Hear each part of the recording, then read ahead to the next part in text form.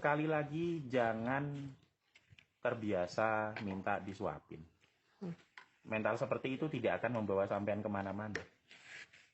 Hanya akan menyebabkan ketergantungan saja. Dan pada saat sampean tergantung, kemudian dimasuki media, sampean hidupnya akan diarahkan. Bahwa seolah-olah ini kok banyak sekali wabahnya, penyakit di mana-mana. Ini sudah akhir zaman gitu kan. Padahal sebenarnya sampean aja nggak belajar. Gitu. Ini saya mau ngasih sedikit peta saja. Bisa ditiliin gini, Budi. Budi nyuruh aku. Yang. Oke. Lihat nggak ini apa? Peta sebaran sequence. Nah, kenapa sequence? Whole genome sequence. Dan varian virus SARS-CoV di Indonesia. Oke? Nggak kita lihat loh. Hampir semua tempat kita punya data sequence-nya. Ada alpha, beta, delta, omikron. Oke? Kita sudah lihat ya? Ya. Dari mana semua data ini berasal? Maka kita harus berlanjut lagi ke gambar yang di sini. Ada berapa? 985 laboratorium Pemeriksa COVID-19. Ini di semua tempat ada loh, banyak loh. Iya. Oke? Lah kok mereka nggak bisa meneliti hepatitis? Kenapa? Kan mereka lagi menunggu kerjasama dengan WHO dan Amerika sama Inggris kalau nggak salah. Ini yang paling banyak ya. Saya coba ngecek ini. Ada yang 10, 20, ada yang 30, tapi yang paling banyak di Jawa Barat. Jawa Barat itu labnya ada 161. Lab. Pemeriksa. Iki loh. Kalau Jabar 161. Jawa Timur 111. Ini loh, Jawa Timur 111. Jawa Barat 161. Paling banyak di Jawa Barat. Yang lainnya ada. Yang paling sedikit Gorontalo tuh cuma 1 tuh. Papua loh ada 18. Oh, Papua lumayan banyak ya? Iya, Banten 44. Banten Aceh ada 10. Sumatera Utara 52. Ini kan banyak, 985 totalnya.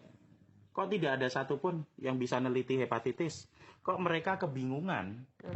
Mereka kebingungan bahwa mereka, saya tidak ngerti, ini misterius. Sementara di sini, tiba-tiba data sekuensinya untuk virus COVID saja udah banyak banget. Maksudnya kalau misalnya memasukkan yang tentang hepatitis itu di sekuen itu semua bisa gitu loh. Ada 985 lab yang bisa melakukan. 985 lab itu katakanlah lab ecek-ecek misalnya. Tapi mereka punya PCR. Iya. Berarti apa? Mereka bisa melakukan PCR terhadap adenovirus dengan virus 5 virus hepatitis lainnya, toh? Bener kan? Iya. Tadi saya malah baru dengar yang dari berita bahwa itu ternyata negatif hepatitis A, B sama C. Ini masih misterius. Lah kenapa sampean nggak ngecek adenovirusnya? Kenapa nggak? Lah ya, lab sederhana itu bisa kok. Kita nggak usah ngomong whole genome sequence. Whole genome sequence itu ada 12 mesinnya. NGS namanya. Next Generation Sequencer. Rata-rata mereka pakai mereknya yang Illumina. Gitu. Saya mainan itu juga dulu. Itu loh. Saya punya reagennya untuk sequence itu di freezer tuh, kalau mau tuh. Itu. Jadi fasilitasnya ada, tapi yang jadi pertanyaan aneh, kenapa kok tetap misterius? Kenapa kok nggak ngecek kalau sampean punya labnya banyak banget loh? Kenapa coba? Ya karena nggak dicek. Karena memang nggak mau dicek. Karena kalau dicek, keburu ketakutan. Jangan-jangan nanti keluarnya adenovirus. Oh, jadi sebenarnya menurut Pak D, ini tidak dicek itu karena takut kalau memang nanti keluarnya tuh ternyata 41F beneran, berarti dari vaksin gitu ya? Kalau kita mau saya ingat dulu waktu dulu nongkrong sama preman-preman itu. Kalau sampean mau melakukan kejahatan, gitu. Intinya tidak ada saksi, tidak ada bukti, maka tidak ada perkara. Jadi menghilangkan bukti gitu dah. Iya, tidak ada bukti. Berarti apa? Bukti kan didapat kalau dikerjakan. Iya. Kalau tidak ada dikerjakan kan tidak ada bukti. Iya. Kalau tidak dikerjakan ya nggak ada apa-apa juga toh. Maka apa? Perkaranya tidak ada, ya sudah selesai. Jadi Pak D menduga kalau itu katanya sudah dikerjakan. Ini tidak menduga, ini bukan menduga, emang faktanya ada. Kalau misalnya yang kemarin itu kan yang dari BRIN itu udah mengatakan bahwa mereka melakukan pengujian dan belum selesai gitu loh. Berapa lama sih ngerjakan PCR? Oh, mereka punya kok primer untuk adenovirus. Apa dikira saya nggak ngerti? Mereka punya primernya buat adenovirus. Ngerjakan PCR. Itu paling lama 4 jam. 4 jam itu ya. Itu anak-anak yang ngerjain. Itu paling ngerjain sekitar 30 menit, masukin mesinnya, nunggu 1 jam. Ngerjain lagi itu. Sisanya, hampir 2 jam itu tinggal di gorokokan. Nggak mungkin itu. Ya cuma satu alasannya.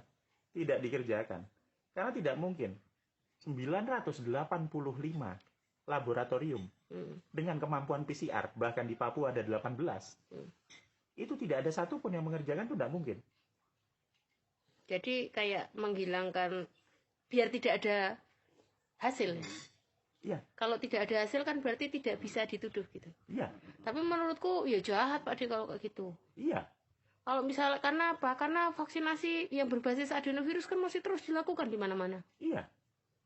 Dan itu kan ada kemungkinan bisa shedding virus yang menyebabkan hepatitis karena adenovirus. Iya. Menurut saya kalau misalnya itu kan ya harusnya di-stop dulu sampai penelitiannya ini bener nggak mereka shedding atau enggak gitu. Pemaksaan vaksin hanya bisa di-stop kalau ada bukti toh. Iya. Nah, kalau nggak ada bukti. Kalau nggak ada bukti tapi ini pembiaran, dibiarin ya. Dan vaksin akan terus, ya berarti ini mah kejahatan. Lah ya memang kan tadi dibilang yang namanya kejahatan itu hanya bisa dibilang kejahatan kalau ada saksi, ada bukti. Kalau nggak ada bukti, maka tidak akan pernah jadi kejahatan. Kalau nggak ada masalah, kok siapa yang jadi? Hanya penjahat-penjahat yang paling pintar saja yang bisa membuat itu tidak ada saksi dan tidak ada bukti. Dan menurut saya ya aneh. Itu kan kayak misalnya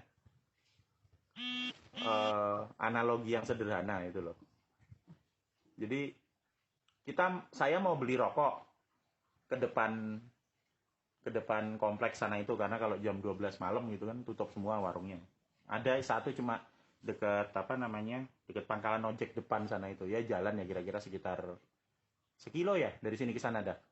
Apa? Dari sini ke pangkalan ojek. Iya. Ya sekitar 1 kilo kalau jalan kaki ke sana, gitu kan.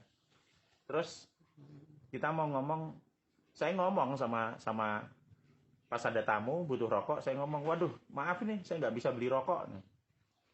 Oh, kenapa nggak bisa beli rokok? Jauh itu kalau jalan kaki ke sana 1 kilo.